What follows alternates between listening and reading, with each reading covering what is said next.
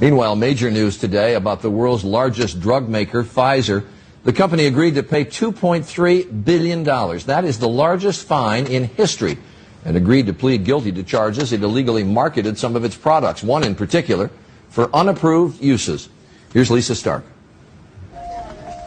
Bextra was approved by the FDA to treat pain from arthritis, but the drug giant Pfizer had other ideas, pumping up its bottom line by pitching doctors to prescribe the drug for things it was never approved for, called off-label marketing. When off-label marketing like this occurs, patients' health and lives are put at risk, and those who cause that risk must be held accountable. Bextra became a blockbuster, bringing in $1.2 billion a year, as sales reps assured doctors it could be used not just for arthritis, but for any acute pain.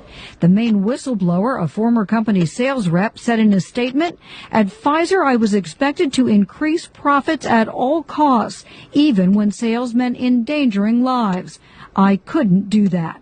In exchange for hearing company sales pitches, doctors were paid up to $1,500 to attend meetings and were treated to conferences at lush resorts, given airfare, hotels, meals, even massages. Their job was to help Pfizer figure out how best to promote Bextra for the off-label indications. And it turned out, even when used correctly, Bextra was dangerous, linked to possible heart attacks and strokes, and pulled off the market.